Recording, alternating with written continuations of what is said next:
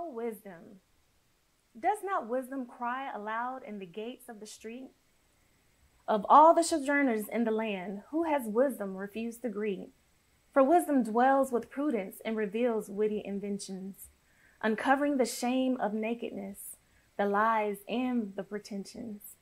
Wisdom grants her power to the righteous minority. Her instructions speak truth from the Most High with absolute authority.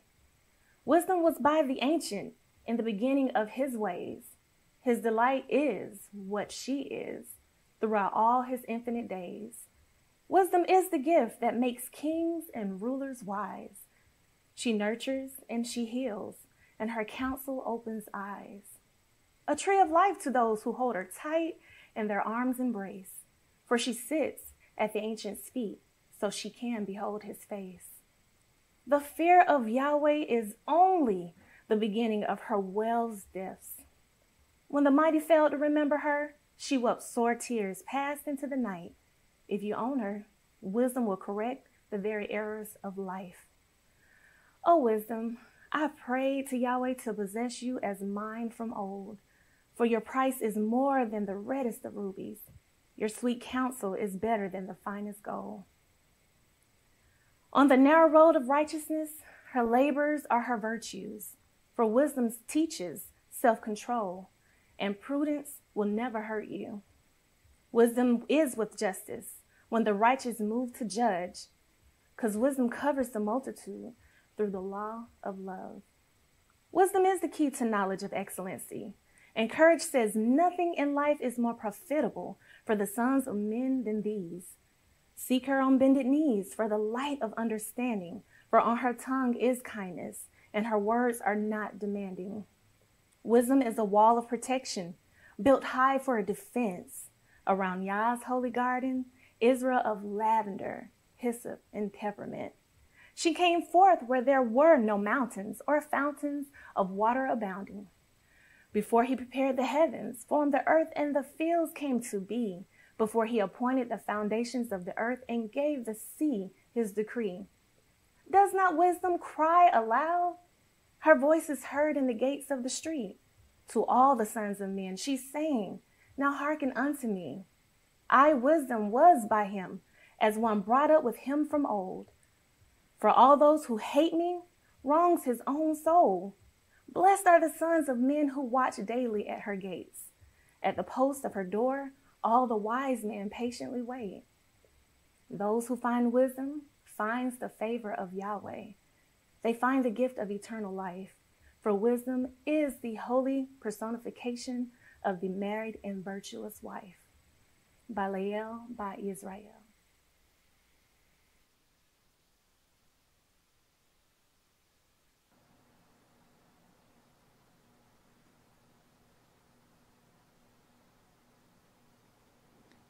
The oracles of the UCI, 1 Peter chapter 4, verses 7 through 11. But the end of all things is at hand. Be you therefore sober and watch unto prayer. And above all things have fervent love among yourselves, for love shall cover the multitude of sins. Use hospitality one to another without grudging. As every man has received the gift, even so minister the same one to another as good stewards of the manifold grace of Elohim. If any man speak, let him speak as the oracles of Elohim. If any man minister, let him do it as of the ability which Elohim gives, that Elohim in all things may be glorified through Yahshua the Mashiach, to whom be praise and dominion forever and ever. Amen. Ephesians chapter 4, verses 29 through chapter 5 and verse 4.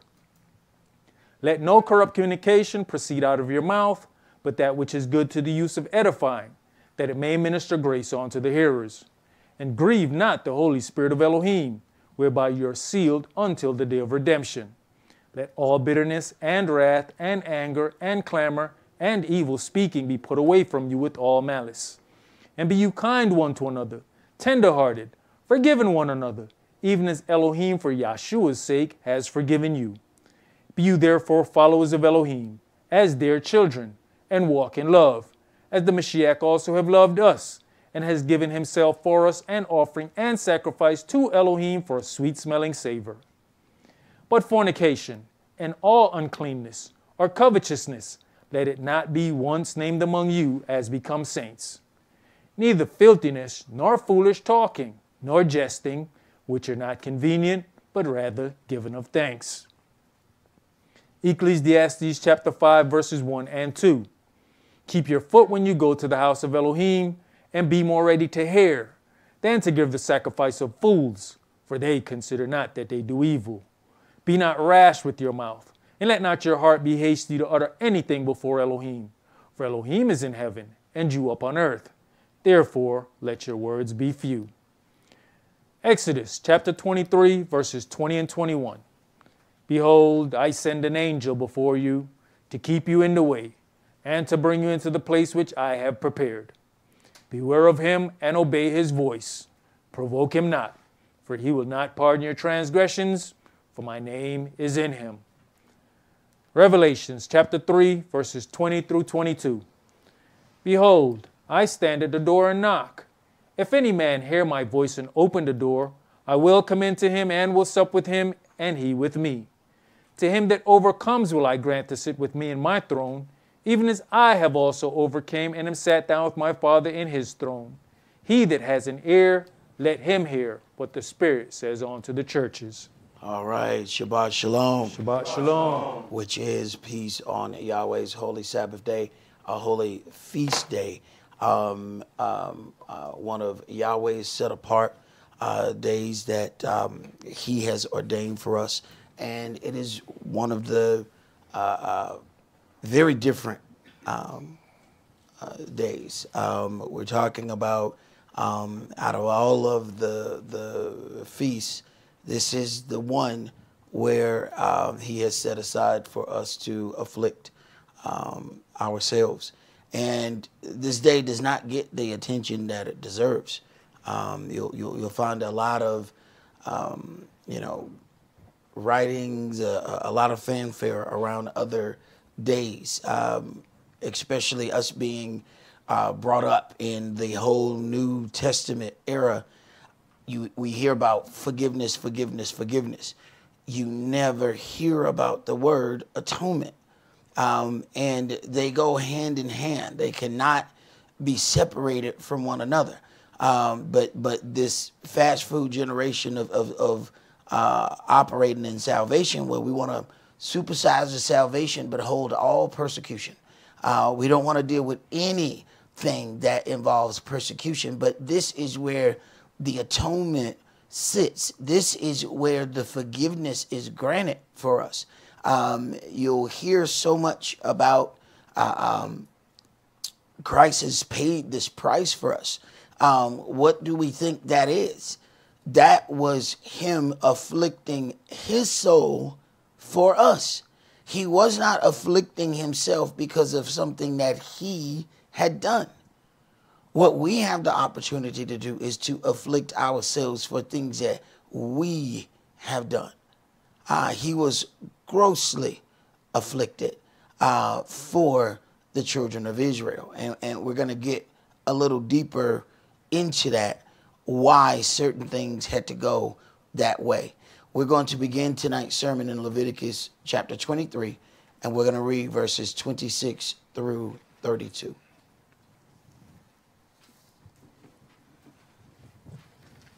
Leviticus 23, and we're going to read 26 through 32. And Yahweh spake unto Moshe, saying, Also on the 10th day of this 7th month there shall be a day of atonement. It shall be an holy convocation unto you, and you shall afflict your souls, and offer an offering made by fire unto Yahweh. Right. Now, to some people, that's going to be difficult. What gathers us? We talked about this even dealing with King Dawid, that as he's bringing this ark home, they're making sacrifices. We see that the grill was moving, but here we're afflicting ourselves, but we smell the same smell that we do when we're having a feast.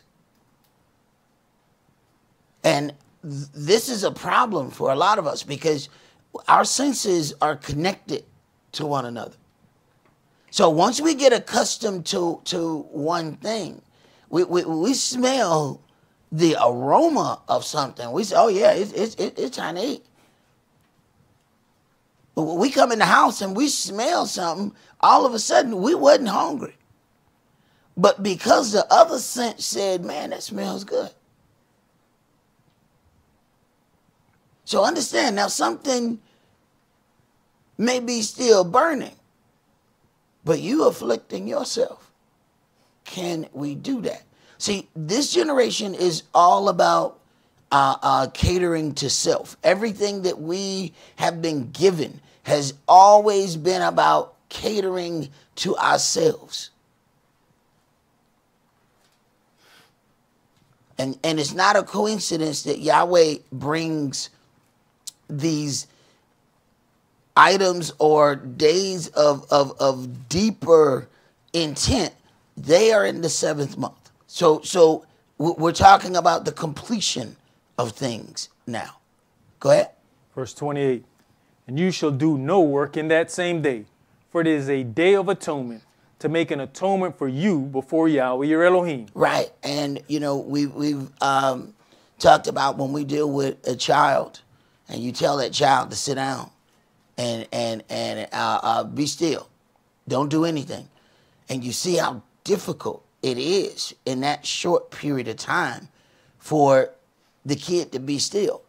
And we're just bigger representation of our children.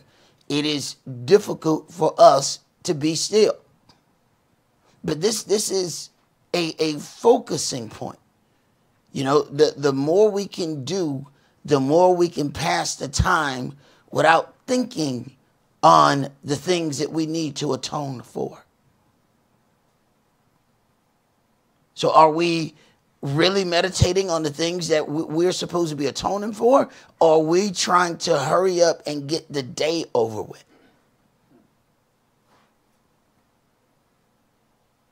Go ahead. For whatsoever soul it be that shall not be afflicted in that same day, he shall be cut off from among his people. And whatsoever soul it be that does any work in that same day, the same soul will I destroy from among his people. You shall do no manner of work. It shall be a statute forever throughout your generations in all your dwellings. So now we have an issue where in other places we talk about servile work, you know, whether, you know, work that we're going to be paid for. It says you shall do no manner of work. You need to go sit down. You need to be focusing on what it is you need to be atoning for. And we as people have a tendency to only atone for the things that we got caught doing. We kind of forget that Yahweh know all the other stuff. We kind of forget that he know the stuff that you planned that didn't go through. See, we don't even put that in our atonement list. We don't put that in atonement. We got an atonement list, and it's all the things that we got caught doing. We don't put that stuff that we was intending on doing, and he stopped us. We don't even think that make the list. Wait a minute. He the one that kept you from doing that.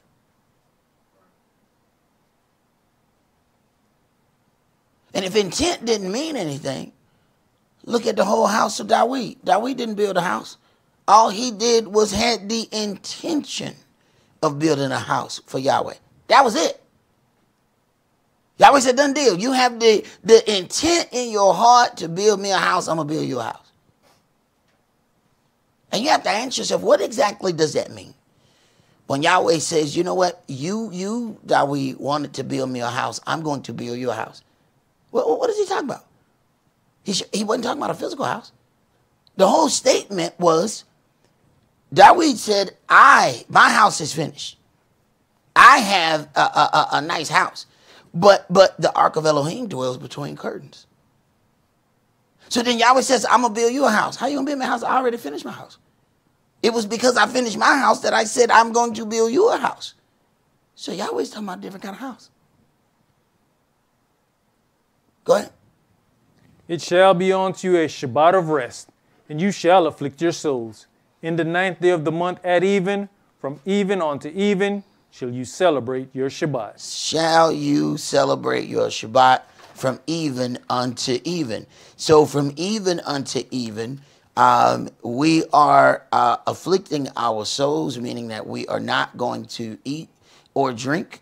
Those that are on medication, please consider, and sometimes you just have to do the best that you can, but you want to make sure that you don't go past medication that you need. And sometimes people may have to put something in their stomach to take that medication. Once again, it is the intent of the heart that Yahweh judges. So it doesn't matter what we see. We don't know what somebody else is going through. You may look out the corner of your eye and say, I just seen them eat a piece of bread. Now you done jumped off the diving board of judgment and condemnation. You don't know what kind of medicine they got to take. See, this is a time for you to reflect on your atonement, not somebody else's.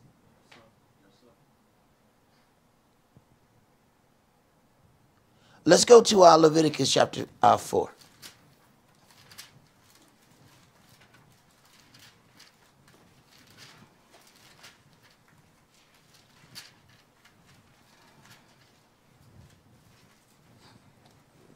Leviticus chapter 4, and let's start that at verse 13.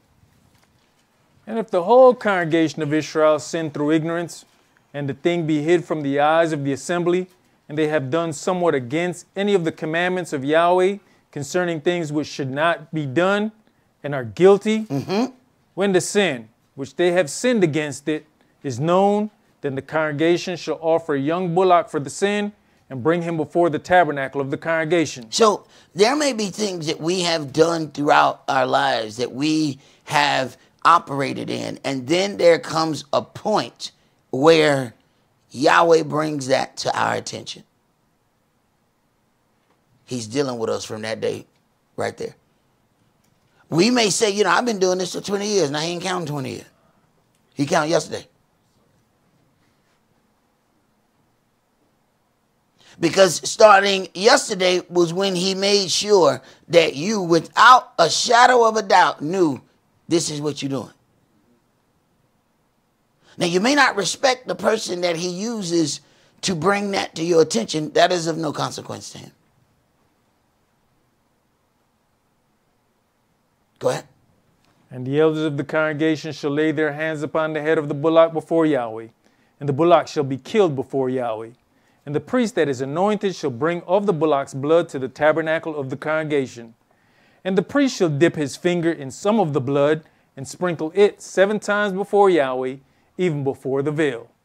And he shall put some of the blood upon the horns of the altar which is before Yahweh, that is in the tabernacle of the congregation, and shall pour out all the blood at the bottom of the altar of the burnt offering, which is at the door of the tabernacle of the congregation. So this blood has to be brought in to the tabernacle at the altar for the sin of the children of Israel. Go ahead. And he shall take all his fat from him and burn it upon the altar. And he shall do with the bullock as he did with the bullock for a sin offering. So shall he do with this. And the priest shall make an atonement for them, and it shall be forgiven them. So we get right to, especially the New Testament of things, goes right to forgiveness.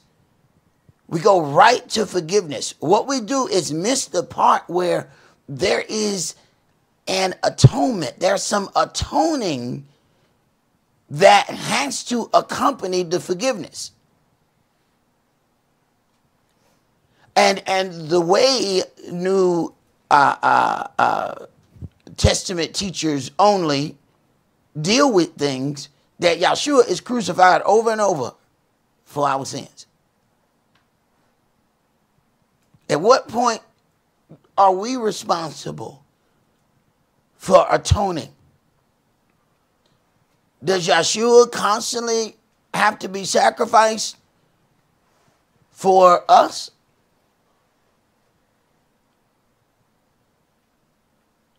Go ahead. And he shall carry forth the bullock without the camp, and burn him as he burnt the first bullock. It is a sin offering for the congregation. When a ruler has sinned and done somewhat through ignorance against any of the commandments of Yahweh, his Elohim, concerning things which should not be done, and is guilty, or if his sin, wherein he has sinned, come to his knowledge, he shall bring his offering, a kid of the goats, a male without blemish. So look at the part where Yahweh holds you accountable. Or if it's sin, where if he has sinned, comes to his knowledge. Yahweh is going to find a way to bring it to you. But you have no idea how he's going to do that. Go ahead. And he shall lay his hand upon the head of the goat, and kill it in the place where they killed the burnt offering before Yahweh. It is a sin offering. And the priest shall take of the blood of the sin offering with his finger, and put it upon the horns of the altar of burnt offering, and shall pour out his blood at the bottom of the altar of burnt offering. And he shall burn all his fat upon the altar, as the fat of the sacrifice of peace offerings. And the priest shall make an atonement for him as concerning his sin, and it shall be forgiven him. So hand in hand, there is atonement, and then there is forgiveness. We keep going straight to the forgiveness part. Where is the action that's connected to that forgiveness?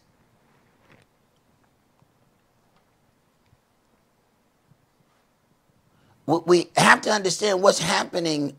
What was given unto our forefathers for the atonement, blood has to be shed to make an atonement for sins. So we're talking about there's some kind of affliction attached to your forgiveness.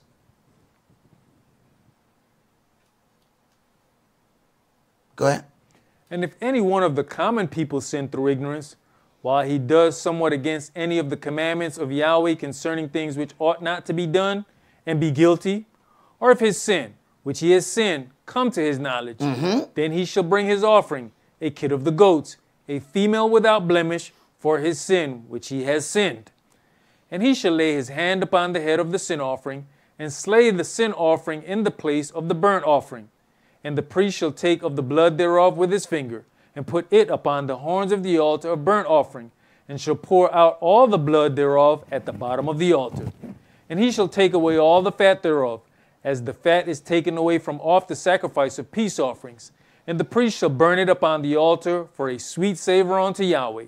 And the priest shall make an atonement for him, and it shall be forgiven him. And if he bring a lamb for a sin offering, he shall bring it a female without blemish. And he shall lay his hand upon the head of the sin offering, and slay it for a sin offering in the place where they killed the burnt offering. So if he bring a lamb for a sin offering, he shall bring it a female without blemish. So if we are offering something, whether it be works that we are going to do, if there's anything that we want to be considered for the atonement of our sin, that we might be forgiven, it must be without blemish. Go ahead. And the priest shall take of the blood of the sin offering with his finger, and put it upon the horns of the altar of burnt offering, and shall pour out all the blood thereof at the bottom of the altar. And he shall take away all the fat thereof, as the fat of the lamb is taken away from the sacrifice of the peace offerings. And the priest shall burn them upon the altar, according to the offerings made by fire unto Yahweh. And the priest shall make an atonement for his sin that he has committed, and it shall be forgiven him. All right, and it shall be forgiving him. So as we go through and read all the ordinances concerning this, a lot of times, we said, look, we got Yeshua. We do not have to deal with any of this. What happens is, this is why we don't understand the plight of Yeshua. We don't understand what his suffering was connected to. Let's go to Matthew chapter 26. A lot of times we'll talk about being covered under the blood of the Lamb, but do we understand what that means?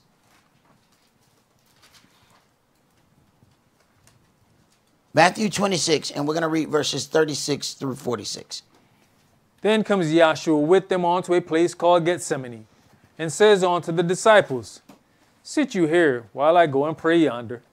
And he took with him Cephas and the 2 sons of Zebedee, and began to be sorrowful and very heavy. Then says, what is he sorrowful about? See, we have all of these ordinances that are connected to forgiveness. Everybody wants to deal with the forgiveness part, but nobody wants to atone. What is he heavy and sorrowful about? Go ahead. Then says he unto them, My soul is exceeding sorrowful, even unto death. Tarry you here and watch with me. And he went a little further and fell on his face and prayed, saying, O my Father, if it be possible, let this cup pass from me. Nevertheless, not as I will, but as you will. So he's asking his Father. He understands the connection with all of these ordinances and what that means for him. He's asking his Father, is there any other way? Go ahead. You know, Elder, that's when you get to the point of being sorrowful, that we don't understand why it was said that the blood of these animals could never bring us to atonement. Because we never felt the sorrow of having to kill that animal. Even though it's our loss, you should have felt some sorrow for the loss. Right. That it just became a common thing. Right. We got to the point where we was planning a sin. You know, we got our group of animals over here, and we got a whole nother, another set. What that set for? Oh, that's the stuff I'm going to do next week. Go ahead. And he comes on to the disciples and finds them asleep, and says unto Cephas, What, could you not watch with me 1 hour? Watch and pray, that you enter not into temptation. The spirit indeed is willing, but the flesh is weak. He went away again the second time and prayed, saying, O my Father, if this cup may not pass away from me, except I drink it, your will be done. How many of us are willing to inconvenience ourselves for the will of Yahweh? See, it's one thing to inconvenience yourself when you have the power. Or when you don't have the power. But when the power is in your hand to make a change, will you make that change so that you stay in a convenient spot? Go ahead. And he came and found them asleep again, for their eyes were heavy. And he left them and went away again and prayed the 3rd time, saying the same words. Then comes he to his disciples and says unto them, Sleep on now and take your rest.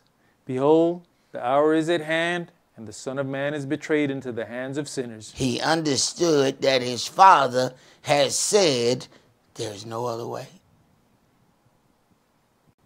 If you're going to be an atonement for them, for their sins to be forgiven, there is no other way.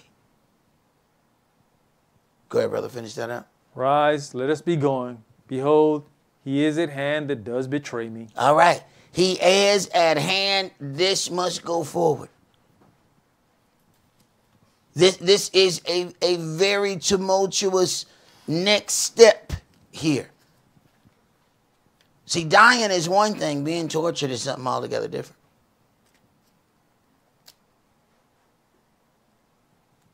Let's go to John chapter 20. Yohanan chapter 20.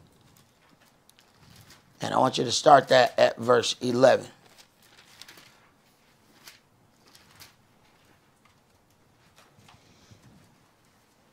So remember all the ordinances about the blood being shed, the anointing of the altar with the blood that was shed to make atonement for sin.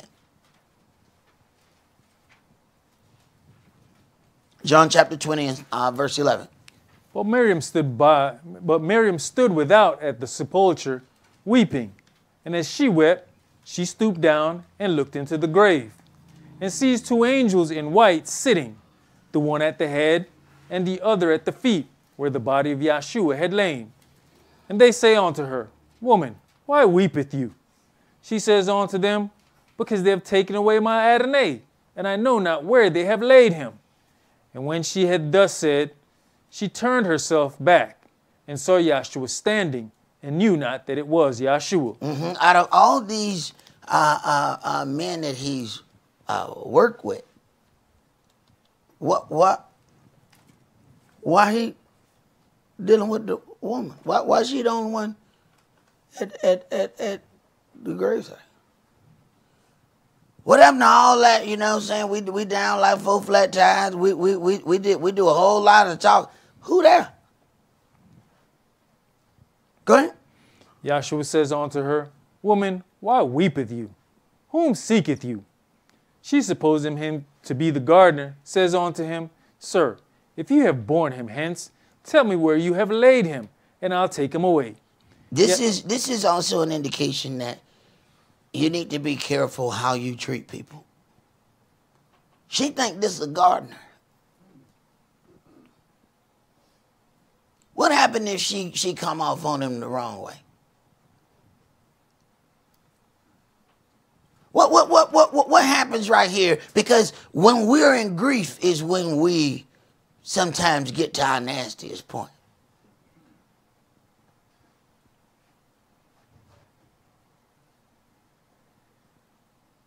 So when it said, woman, what seeketh you? Look here, Jose, Pedro, whatever. Look here.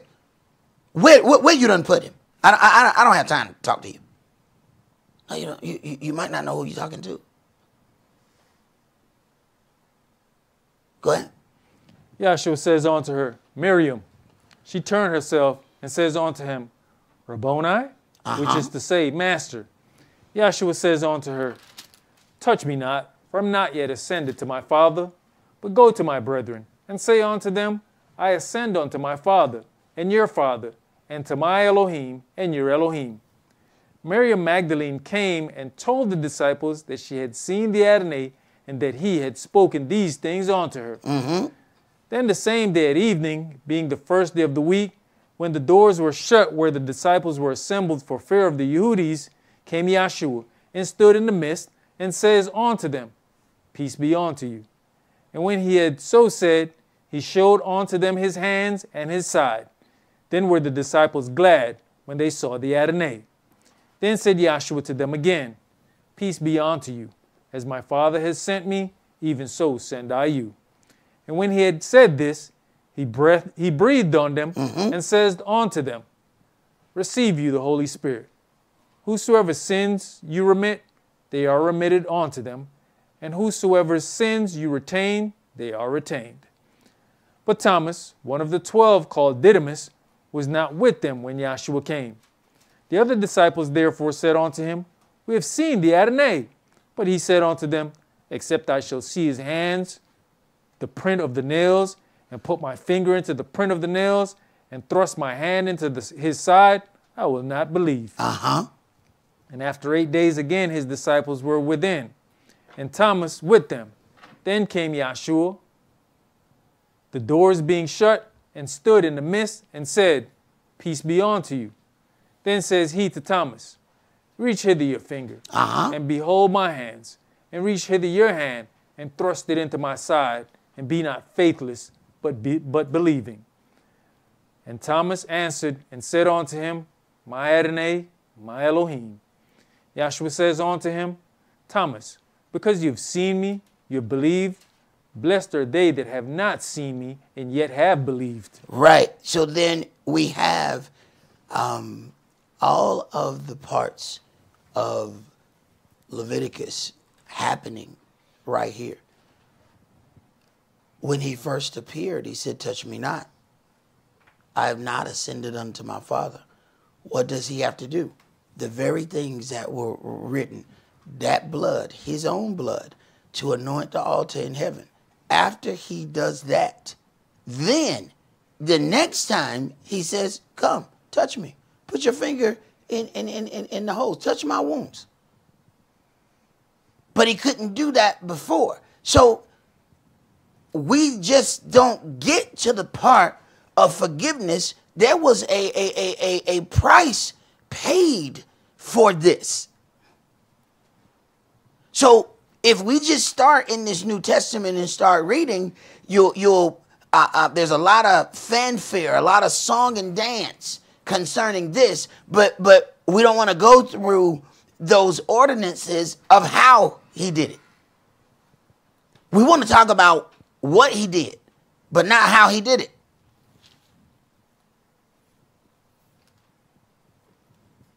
This was just not some things. It wasn't, touch me, don't touch me, touch me, don't touch me. No, it was connected to the foundation that was set in times past. Let's go to Ecclesiastes chapter 7.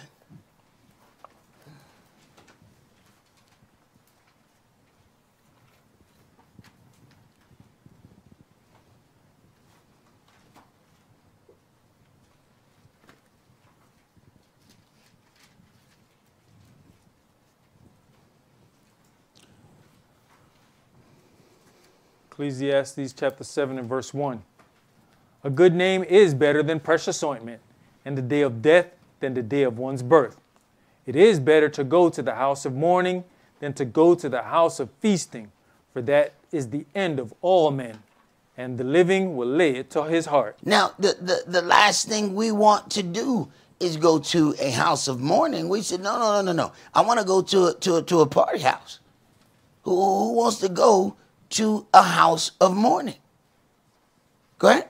Sorrow is better than laughter, for by the sadness of the countenance the heart is made better. It is hard to change somebody who's in the place of joy. They said, look, stuff working out for me.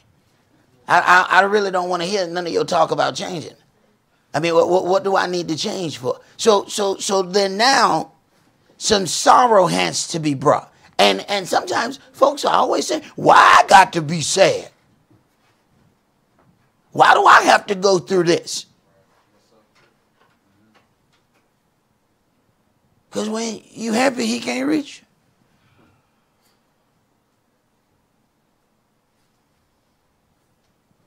Go ahead. You think about the situation of Nabal. While he's feasting, she said nothing to him. Right.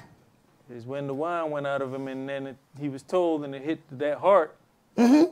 it killed him inside. Right. She would have been wasting her words. Yep. While he is in the part of feasting. But we will do anything to avoid that place of mourning. And that's the part where the heart is tenderized. That's the place where that heart, the ground has been tilled. Now when he plant a seed, it might actually take root. Go ahead. The heart of the wise is in the house of mourning, but the heart of fools is in the house of mirth.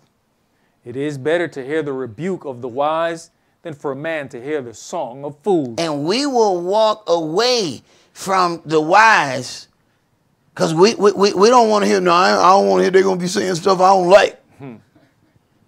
So then we'll go to the house of fools and then they tell us everything that is bad is good. No, man, hang out here with us. I mean, we all going to sin.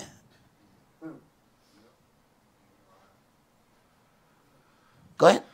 For as the crackling of thorns under a pot, so is the laughter of the fool. This also is vanity. So while the heathen is building us up, telling us that we're good, making us feel good about where we are, we can't make any changes because we're not going to go to the place of mourning. When you watch and think about where we come from, Sunday morning, everything was about how good you should feel in God.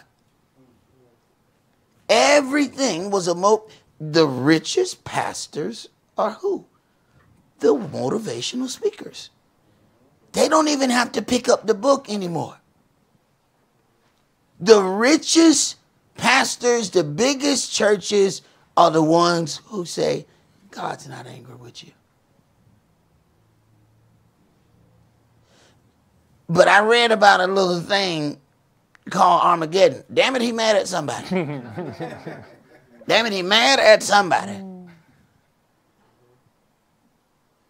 But for them to live these lavish lifestyles, they have to tell everybody, he's not angry with you.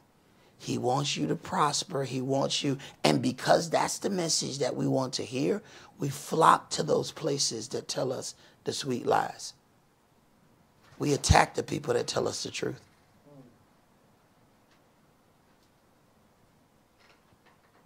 As it is written, have I become your enemy because I tell you the truth? Go ahead. Surely oppression makes a wise man mad, and a gift destroys the heart. Better is the end of a thing than the beginning thereof. And the patient in spirit is better than the proud in spirit. Be not hasty in your spirit to be angry, for anger resteth in the bosom of fools. Say not you, what is the cause that the former days were better than these? For you does not inquire wisely concerning this. Wisdom is good with an inheritance, and by it there is profit to them that see the sun. For wisdom is a defense, and money is a defense. But the excellency of knowledge is that wisdom gives life to them that have it. Consider the work of Elohim, for who can make that straight which he has made crooked? In the day of prosperity be joyful, but in the day of adversity consider. Elohim also has set the one over against the other, to the end that man should find nothing after him. In the day of prosperity be joyful, but in the day of adversity consider.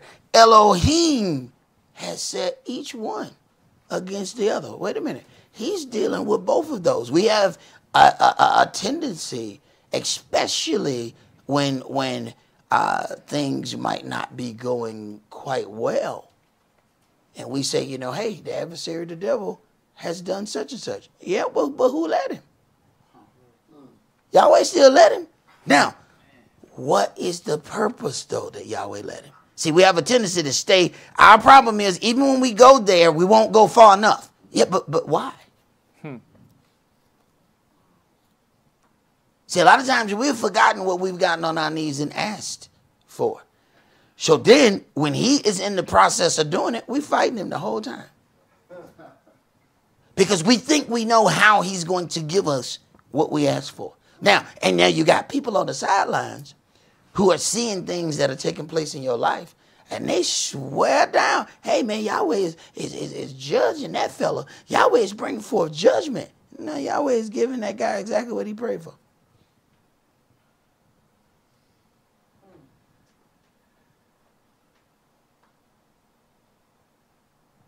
Did you finish that, brother? Yes, sir. Let's go to Yoel chapter 2. So you have to be careful when looking at the operation of Yahweh. He does not operate like men.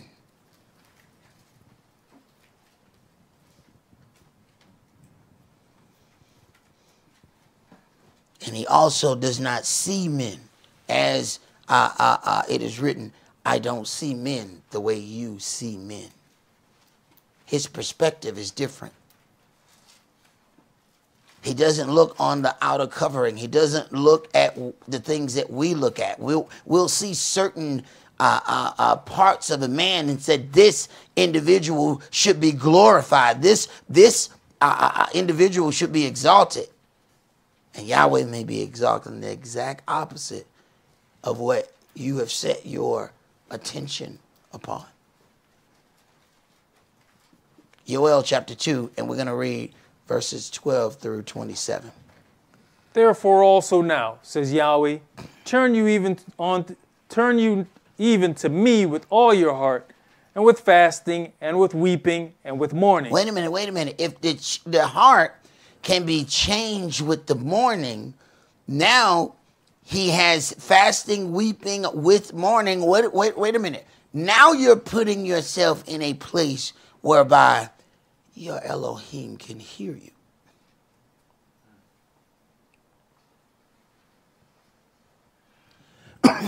But we leave that so we can go to the prosperity imparted with fools. And then we'll turn around and ask, I don't know why Yahweh don't hear me. Really? You don't? You can't tell why you don't hear you? Go ahead. I was going to ask the question. It didn't say turn with praise and worship, right? Nope. Okay. You know, and we put praise and worship in the wrong place. When we are dealing with our soul, our spirit, something that is bothering us, some change that we want, then we have to till that ground, break up that ground so that the seed that he's trying to plant will actually take root in the earth. See, you have folks that are focused on the partying that Dawid did, and we try to connect that with everything. So now we going through hell, but we got music to grill and our shirt off. Wait a minute. You in the wrong lane. You in the wrong lane. That ain't today. That ain't today. Go ahead. And rend your heart and not your garments, and turn on to Yahweh your Elohim. For he is gracious and merciful, slow to anger, and of great kindness, and repents him of the evil. Now, the part that's confusing to us, that Yahweh is merciful and he's slow to anger, which means he may watch us operate a way for quite some time. He may sit back and watch you operate in a path for years, and he's slowly getting angry. He's slowly getting angry. Now, what we then think is that he must don't see, I'm so slick.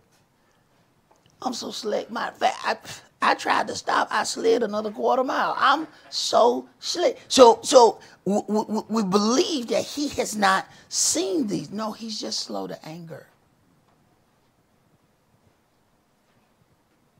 He is not deceived. He has not missed how we are operating.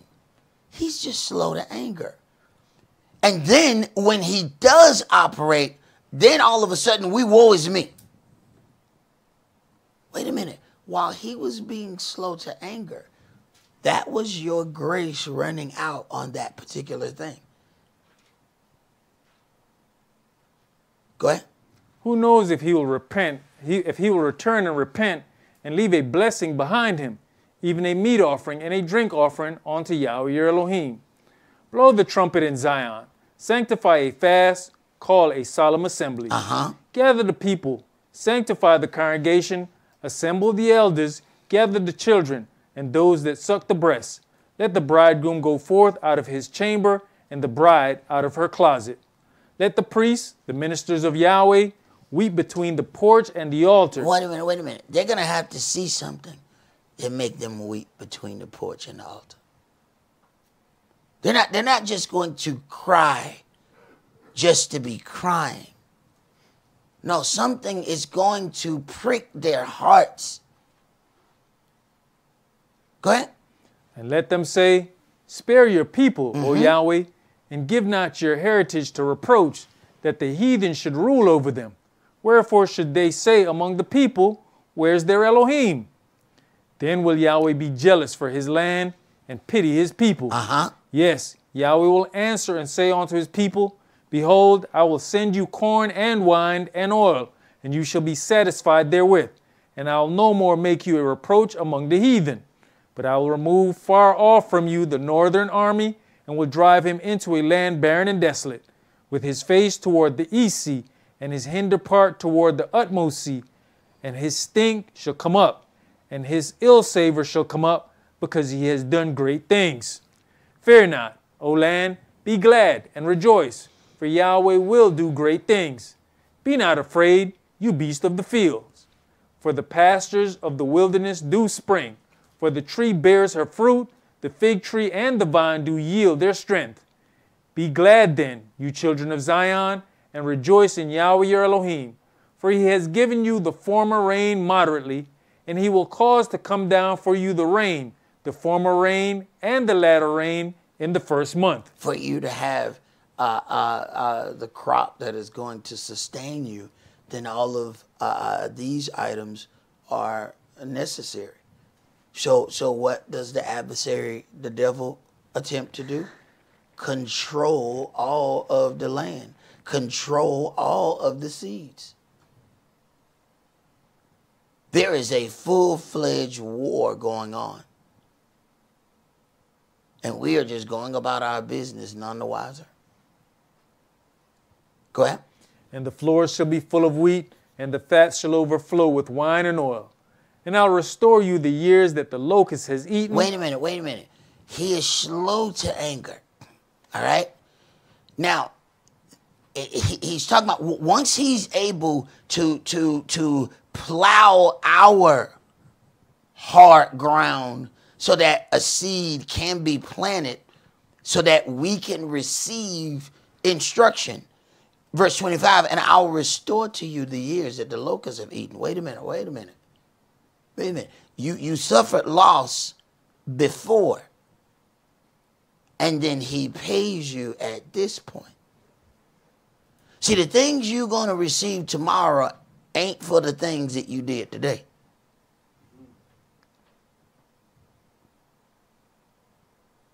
See, what you receive tomorrow is going to be something that you did 10, 15 years ago, whether that be good or bad. This is why it says don't be weary in well doing, because we do good on Tuesday, and by Thursday we say surely it should have came back by now. We don't understand sowing and reaping. We don't understand that you don't plant something, throw a cup of water on it, and you got you a 12-foot tree in the morning. That Jack and the Beanstalk was a good story. But it don't work like that. Go ahead. The cankerworm and the caterpillar and the palmer worm, my great army which I sent among you. So even all of this turmoil that the children of Israel has gone through, he says, I'm going to restore that to you. So then we have these various things that present themselves in our lives. And Yahweh is declaring, no, I'm going to give that back to you. Go ahead. And you shall eat in plenty and be satisfied, and praise the name of Yahweh your Elohim, that has dealt wondrously with you, and my people shall never be ashamed. And you shall know that I am in the midst of Israel, and that I am Yahweh your Elohim, and none else, and my people shall never be ashamed. All right, let's go to Galatians chapter 6.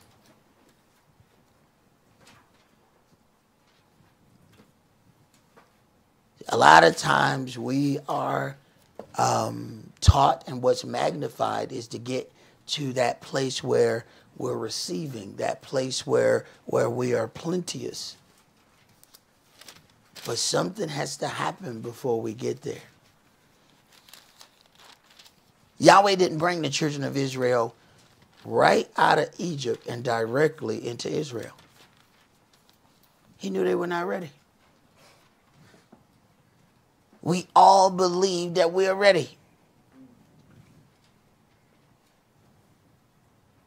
Galatians chapter 6, and let's read verses 1 through 10. Brethren, if a man be overtaken in a fault, you which are spiritual, restore such a one in the spirit of meekness, considering yourselves, lest you also be tempted. Wait a minute. So we have the affliction of ourselves when it comes down to eating food. But wait a minute. There's a part where we have an opportunity to afflict ourselves by denying our own way. There are times that we say, no, I want this to go the way I want it to go. Wait a minute. If a man be overtaken in a fault, are you able, you which are spiritual, restore such a one in the spirit of meekness, considering yourself? Do we ever consider somebody else's life and plight, what they may be going through? And even when we do it, we don't do it correctly, because we may see an individual who's going through something and we say, okay, I'm going to put myself in his shoes. How would I feel if I was him and I was going through that? We still have a problem though. You put yourself in his shoes, or you put yourself in her shoes, but you know what you brought with you? All of your strengths. You put yourself in their shoes, but with your strengths. No. Put yourself in their shoes with their strengths and their weaknesses. Otherwise, you have not seen through their eyes. What you just did was went over there and stand on the wall where they were standing. But you did not put yourself in their shoes. Go ahead. You know, Elder, sometimes it's actually hard to actually put yourself in someone's shoes or even sympathize when they put up that strong, hard castle front. Like they have no weaknesses. Walls upon walls. You look up and the wall in the sky. You're like, y'all sure the only one can get over that wall. Who put their wall here? And some people, the longer they ignore certain things about themselves, the higher that wall has gotten. And then here you are, you know, believing that, you know, hey, you know, this is my family, this is my love, but that wall's so high. He said, I can't get over that. I can't get over the wall to even see what's on the other side. So it makes it extremely difficult to restore such a one in the spirit of meekness, because they have hidden all of their faults.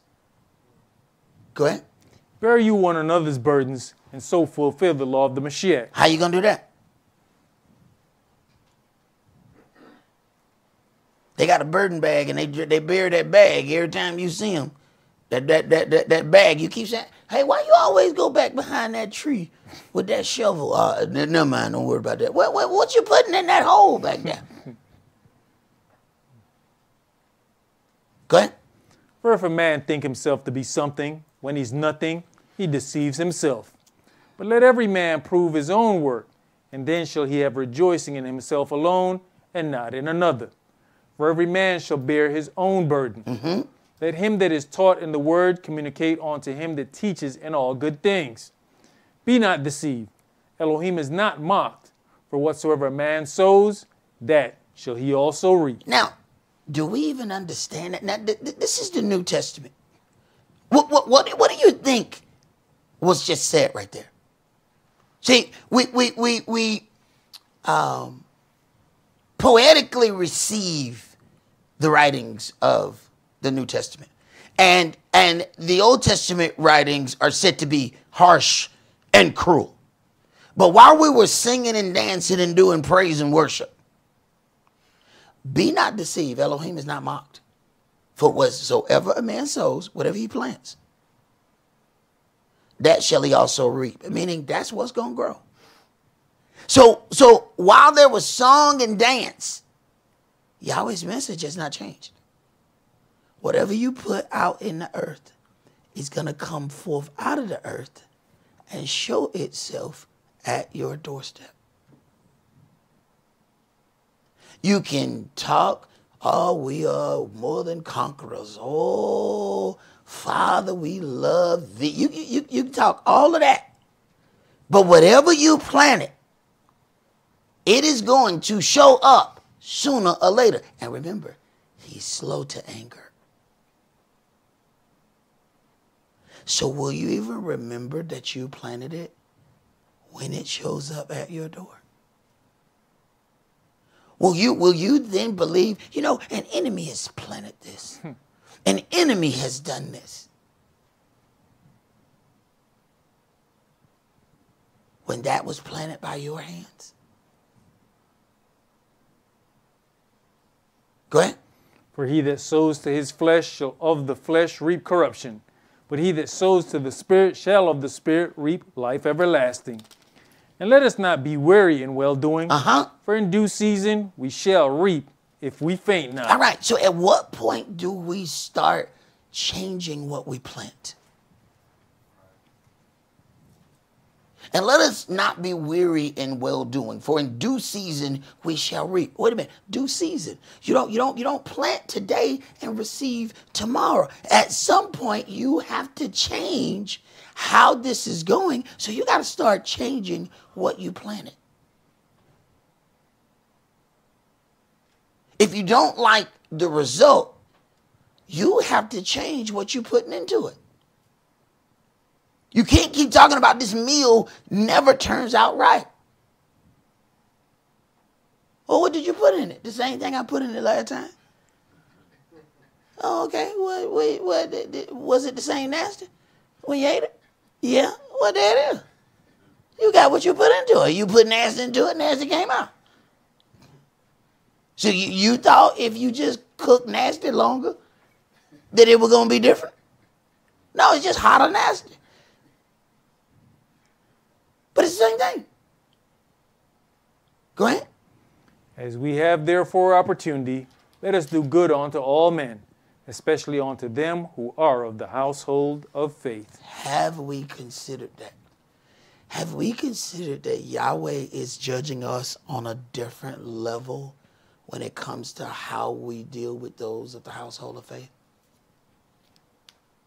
Now remember, he's slow to anger. So you may not see that right away. So you may even think that one event is tied to something. No. That has nothing to do with that individual. That has something to do with what was planted before. See, even when we try to evaluate, we don't think back far enough to attempt our evaluation. See, Yahweh's time and our time is not the same thing. Let's go to 1 Corinthians chapter 8.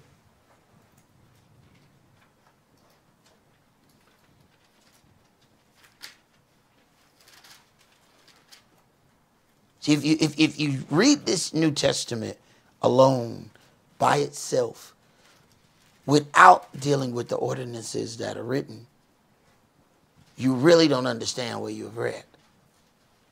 It can be poetically explained that is something else. 1 Corinthians chapter 8, and let's start at verse 1. Now as touching things offered unto idols, we know that we all have knowledge. Knowledge puffs up, but love edifies. Mm-hmm. And if any man think that he knows anything, he knows nothing, yet as he ought to know. But if any man love Elohim, the same is known of him. If any man think that he knows anything, we'll say, you know what, I already read this, I understand it. And then the next time you read it, something else jump right out of there. And you say, well, where did that come from? Knowledge had puffed you up. Thinking that you got everything that you can get out of that particular part. It's 32 levels in there. You got 2, and you think you're done. Go ahead. As concerning, therefore, the eating of those things that are offered in sacrifice unto idols, we know that the idol is nothing in the world, and that there is none other Elohim but one. For though there be that are called gods, whether in heaven or in earth, as there be gods many, and lords many. But to us there is but one Elohim, the Father, of whom are all things, and we in him, and one Adonai Yahshua HaMashiach, by whom are all things, and we by him. Howbeit there is not in every man that knowledge. For some with conscience of the idol unto this hour eat it as a thing offered unto an idol, and their conscience being weak is defiled.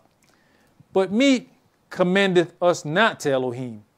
For neither if we eat are we the better, neither if we eat not are we the worse. But take heed lest by any means this liberty of yours become a stumbling block to them that are weak. So then we may have power, liberty, abilities that Yahweh has given unto us. We have to be careful with those abilities, those liberties, that now a weak individual gets harmed by the power that Yahweh has given in us. Go ahead. For if any man see you which has knowledge sit at meat in the idol's temple, shall not the conscience of him which is weak be emboldened to eat those things which are offered to idols? Now, you have the knowledge and understanding that the idol does not exist. But when somebody else sees you partake in that, and then they become a piece of that now, but they are not dealing with it in the same way that you're dealing with it.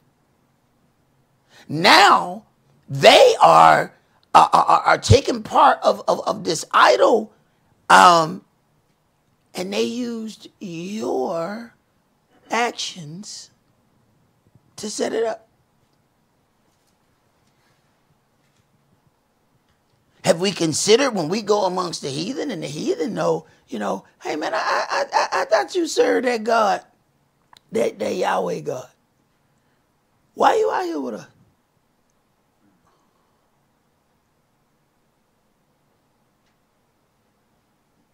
Go ahead. And through your knowledge shall the weak brother perish, for whom Yahshua died. But when you sin so against the brethren. Wait a minute. You sin against the brethren because you have not considered, their position. You have not considered how this will affect their conscience. And what puts us in that place? Because we're at a place of self-preservation. See, when we get to the place that we got to preserve self, we may step on everybody in the room. See, a person who's drowning don't care who else they pull down in that water. They are at the point. Self-preservation has gone into gear, and they will pull any and every person down who comes and attempts to save them. There are many situations where somebody is drowning in the water and somebody go in and both of them die. Why? Because self-preservation kicked in on the drowning victim and they made the other one drown.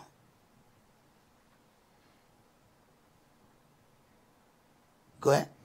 But when you sin so against the brethren and wound their weak conscience, you sin against Yahshua. Wherefore, if meat make my brother to offend, I will eat no flesh while the world stands, lest I make my brother to offend. So to keep from my brother offending, I'm going to afflict myself. See, we think this part of atonement is just this act that happens once a year. You have an opportunity to afflict yourself every day of the year. You might be put in the position to afflict yourself. Say, man, I'm about to go do such and such. And then one person show up. And you say, I can't do this in the presence of them. I can do this. I have the liberty to do this. I have the money to do this. I have the opportunity to do this. But their lives are going to be ruined if they witness this. I'm going to afflict myself while my brother is standing here. Okay, brother, did you finish that? Yes, sir. All right, let's go to Leviticus chapter 19.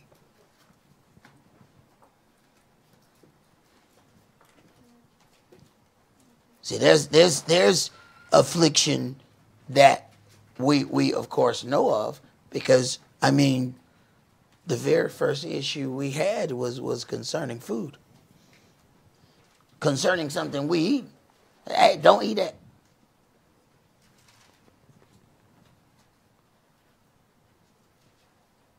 And we see that it's an affliction for us to have the ability to do something and not do it, or not do it for that time. Leviticus chapter 19, and we're going to read verses 9 through 18. And when you reap the harvest of your land, you shall not wholly reap the corners of your field, neither shall you gather the gleaning of your harvest. Right. Everything in your field does not belong to you. How much are we counting? This is mine. This is mine. Whoa. Yahweh said a portion of that does not belong to you. So at what point, when we are gathering in all the things of our own field, at what point did you cross the line and now Yahweh can call you covetous in your own field?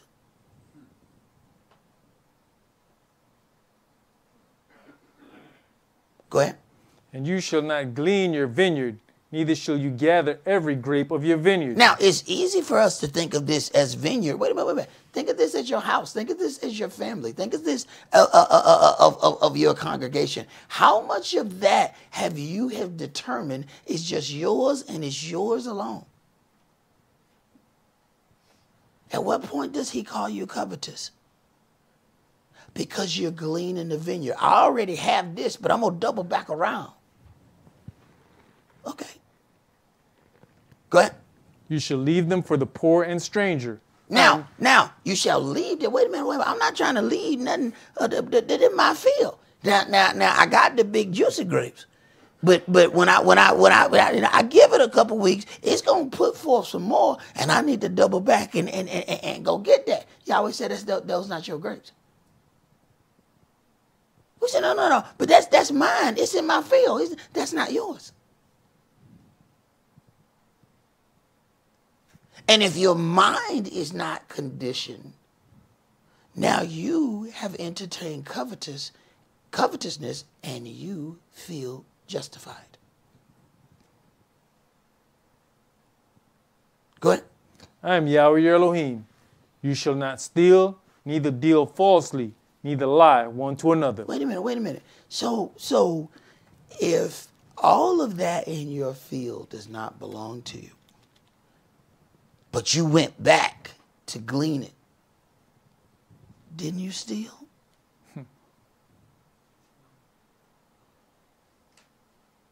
Interesting. Go ahead. And you shall not swear by my name falsely, neither shall you profane the name of your Elohim. I am Yahweh. You shall not defraud your neighbor, neither rob him. The wages of him that is hired shall not abide with you all night until the morning.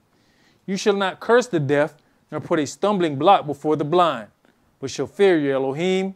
I am Yahweh. Wait a minute. You shall not curse the deaf. He can't hear what you're saying, nor put a stumbling block before the blind. He can't see what you just put before him. Now, that's easily understood in the physical context of that. But what happens if we get to somebody who's going through something and right now they can't spiritually see? Did you put a stumbling block before them? You think when it's dealing with blind that it's just dealing with, a physically blind people or physically deaf people. There was a point that we were all deaf and blind.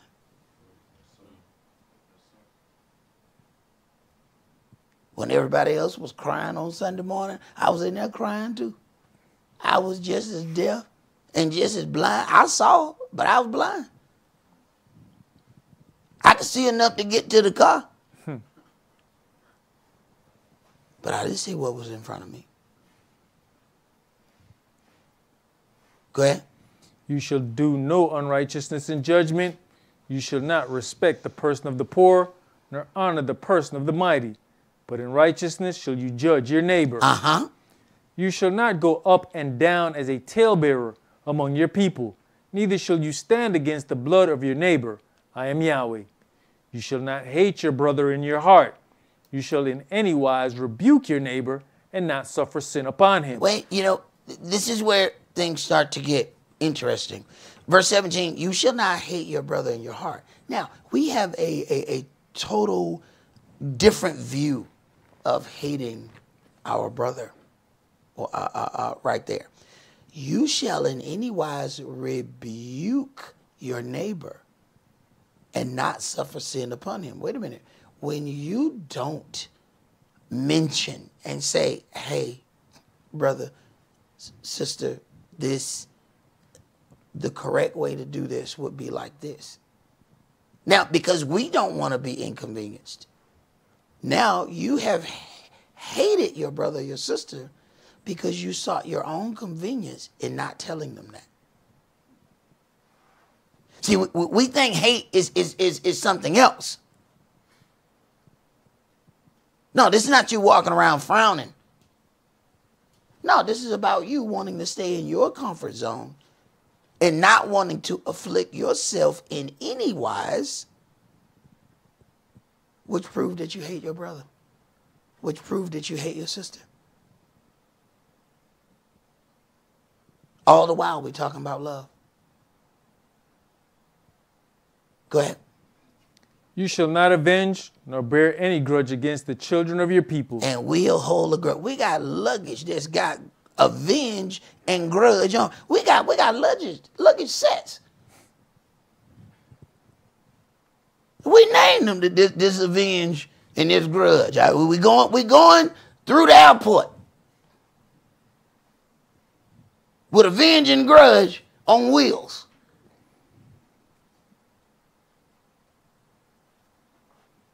But we've gotten so good at it that we've even convinced ourselves that that's not what's in that bag.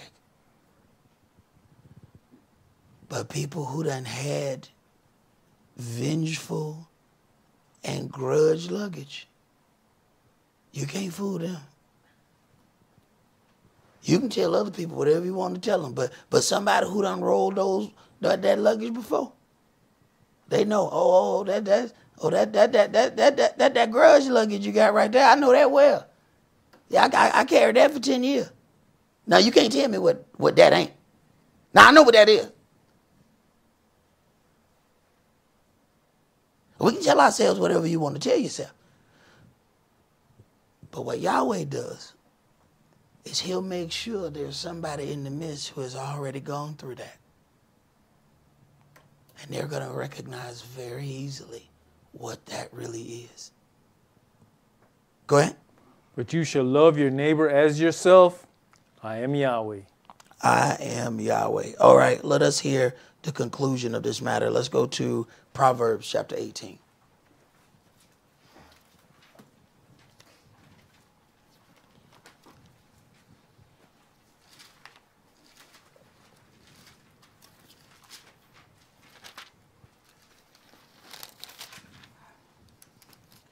Proverbs 18, and we're going to read verses 12 through 19.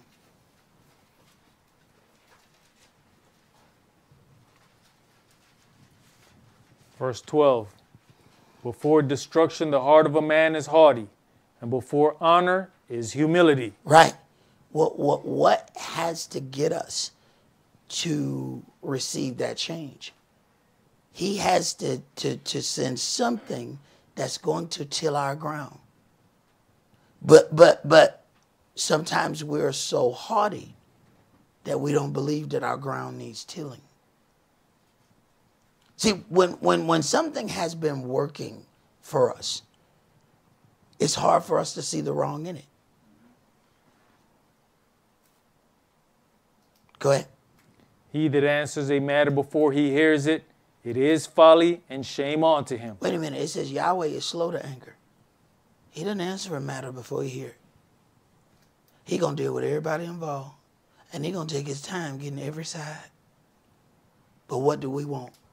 Let something uncomfortable come. We want it to be over as soon as possible. Did you even talk to all the parties involved?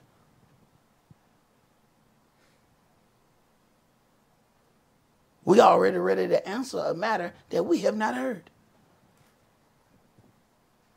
Go ahead. The spirit of a man will sustain his infirmity, but a wounded spirit who can bear? The heart of the prudent gets knowledge, and the ear of the wise seeks knowledge. A man's gifts makes room for him and brings him before great men. Right. And a man's gift will also get him killed. Go ahead.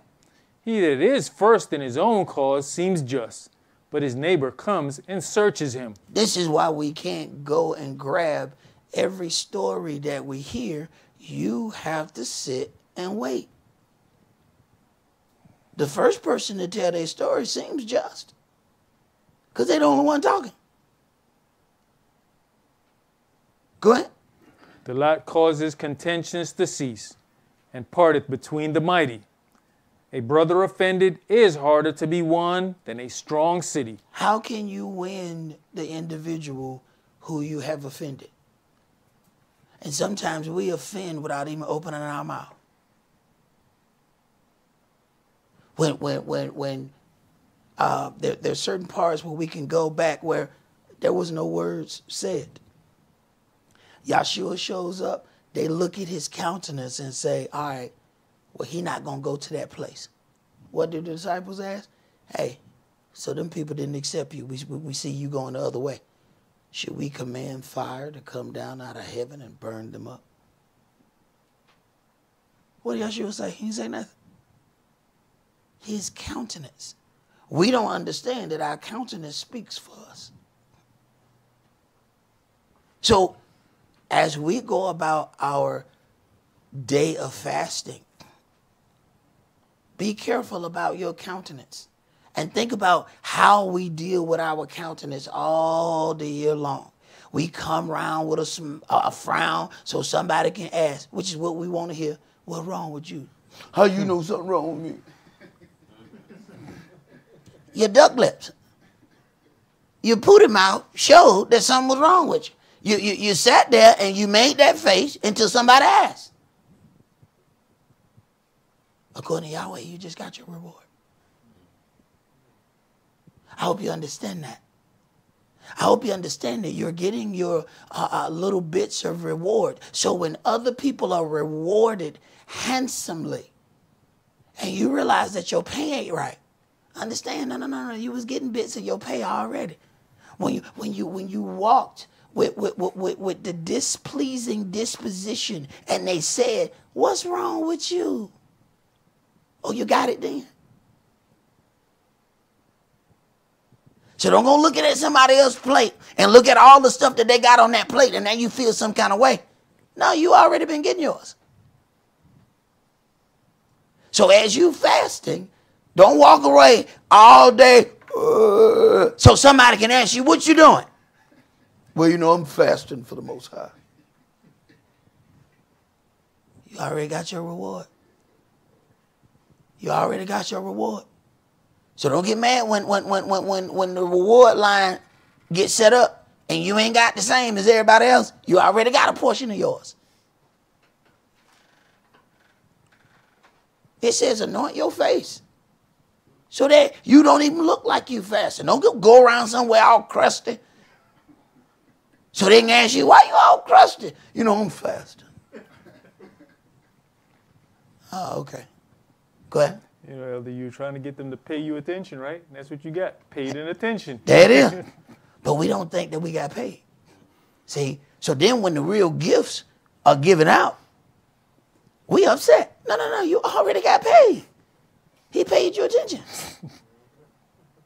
That's what you wanted. That's what you got. Now keep your hands off these jewels. You know what I'm saying? Now, these are ours. You don't get those. Go ahead.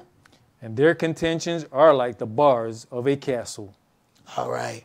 So let us consider as we go about our fasting that this is the best time to pray. This is, as it is written, the time of mourning. This is that point where your Elohim has his ears open. As we are afflicting ourselves. And you don't have to be in any special place to do. We can pray all day long. And you're going to notice something as you're going through the fast, as my brother said in the prayer. There's going to be times where you just feel like, you know what? If I don't eat right now, I am just going to die. 20 minutes later, you forget that you were hungry. This is a war against the flesh. To know that there's going to come times where you feel defeated. You're not. You just got to keep going. There's going to be times where you feel like you're all alone and nobody is with you. You got to understand. No, you're not. That's just what the flesh is telling you right now at this moment.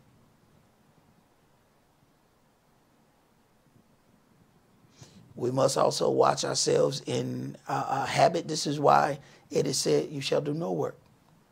We are habitual creatures Meaning if we working and we have gotten in our mind, you know, when I go and I drop this off, I always pick up a snack. You're going to do exactly that habitually. This is why he said, don't do that. Because all of those other items that are locked in your head, they're going to come out when you get to those certain places. Remember what this is for.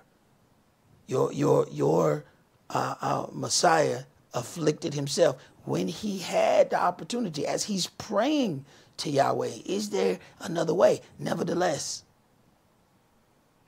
not my will, but yours. Do we pray like that?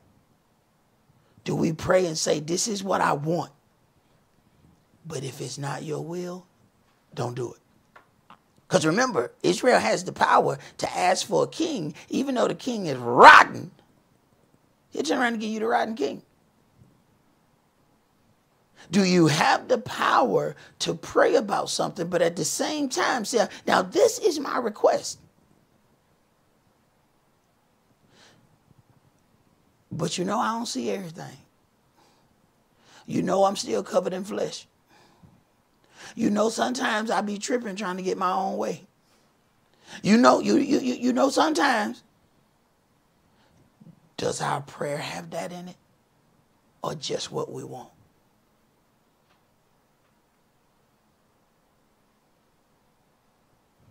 That's all that we're going to do for tonight. Remember the Sabbath to keep it holy. Shabbat shalom. Shabbat shalom.